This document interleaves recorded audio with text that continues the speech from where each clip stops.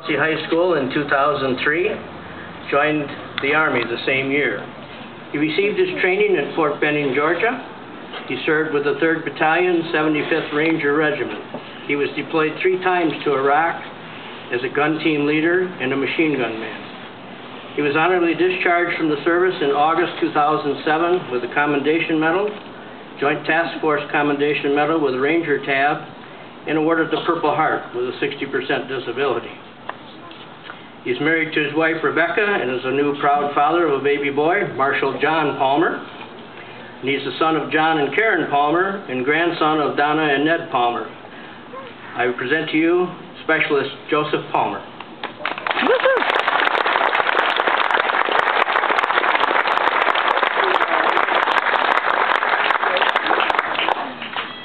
It is never over. Missions may end, but the legacies left and the pain of their absence endure. By the time our last remaining troops returned from Iraq in December 2011, nearly 4,500 of their comrades lost their lives during Operation Iraqi Freedom and New Dawn.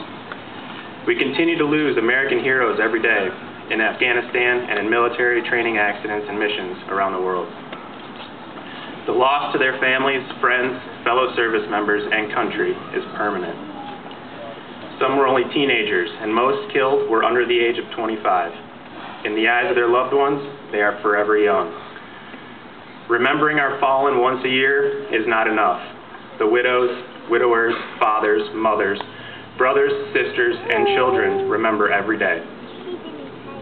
The empty seat at the dinner table, the smaller gathering on Thanksgiving, the voice of a loved one heard only as a distant memory are constant reminders that they are gone.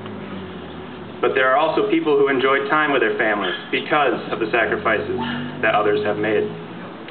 Scripture tells us that greater love hath no man than this, that a man lay down his life for his friends. Marine Corporal Jason Dunham epitomizes this. A 22-year-old native of upstate New York, Corporal Dunham was on a patrol when his unit was attacked in Iraq. When the enemy hurled a grenade, Corporal Dunham used his helmet and body to smother the explosive, absorb the blast, and save his fellow Marines. 8 days later, on April 22, 2004, he died from the injuries inflicted by the blast. He was the first Marine to receive the Medal of Honor since the Vietnam War. From the American Revolution to the global war on terrorism, 1 million American men and women, like Corporal Dunham, have made the supreme sacrifice. They died so that we could continue to cherish the things that they love: God, country, and family. That is why we are gathered here on Memorial Day, to honor the memory of our fallen warriors who have given everything for their country. We are also reminded on this day that each generation, brave men and women, will always step up to take the oath of allegiance as members of America's armed forces, willing to fight and, if necessary, die for the sake of freedom.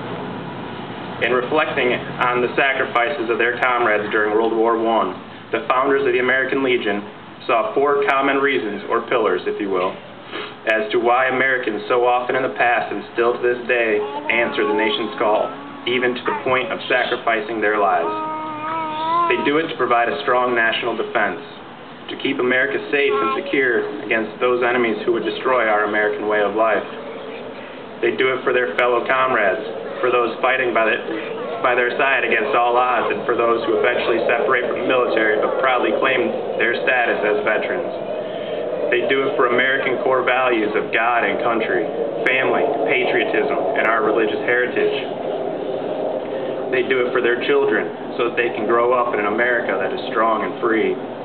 It is through this last pillar, children, that we continue the spirit of Memorial Day each and every day.